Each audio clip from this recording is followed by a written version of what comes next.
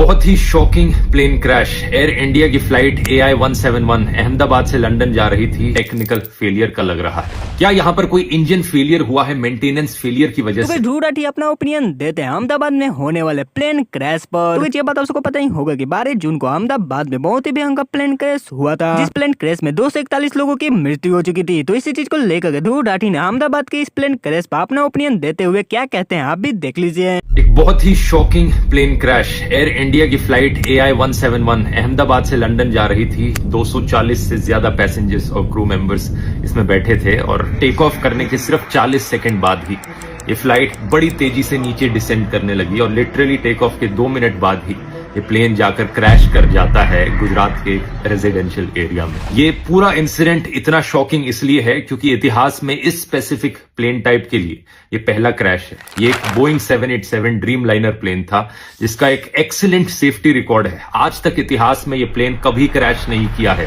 Dream liner की पहली flight साल 2009 में उड़ी थी, आज से 16 साल पहले, और तब से लेकर आज तक कोई भी इस लेवल का हादसा इस प्लेन के साथ नहीं हुआ है। मैं जानता हूं बोइंग एज ए कंपनी का एक बहुत ही खराब ट्रैक रिकॉर्ड रहा है पिछले कुछ सालों में, जैसे कि उनके प्लेन टाइप B737 मैक्स, जिसमें कई सारे मैन्युफैक्चरिंग डिफेक्ट्स देखे गए और कई सारे प्लेन क्रैशेस भी देखे गए हैं पिछले कुछ सालों में, लेकिन ये वाला प्लेन वो नहीं था। इस प्लेन का स्पेसिफिक कोड नंबर VTANB था, जिसे आप इंटरनेट पर जाकर सर्च करोगे तो सारा डेटा मिल जाएगा। ये 11 साल पुराना प्लेन था, कोई ज्यादा पुराना प्लेन नहीं था। ड्रीम लाइनर्स का लाइफ स्पैन 20 से 30 साल तक का होता है। जो पायलट इस प्लेन को उड़ा रहे थे, कैप्टन सुमित सबरवाल, उनका खुद का भी 8200 फ्लाइट आवर्स का फ्लाइट एक्सपीरियंस था, जो कि बहुत अच्छा होता है। तो पायलट भी इनएक्सपीरियंस नहीं थे। अगला सवाल आपके दिमाग में आएगा कि क्या वेदर खराब था? ऐसा भी नहीं था। 1:30 बजे दोपहर के ये क्रैश हुआ। वेदर कंडीशंस अगर देखी जाए तो लगभग 40 डिग्री सेल्सियस के आसपास का तापमान था। कोई ज्यादा तेज हवाएं नहीं चल रही थी। विजिबिलिटी जो थी बहुत ही अच्छी थी, 6 किलोमीटर से ज्यादा की विजिबिलिटी। तो ऐसे में सवाल उठता है कि यहां प्रॉब्लम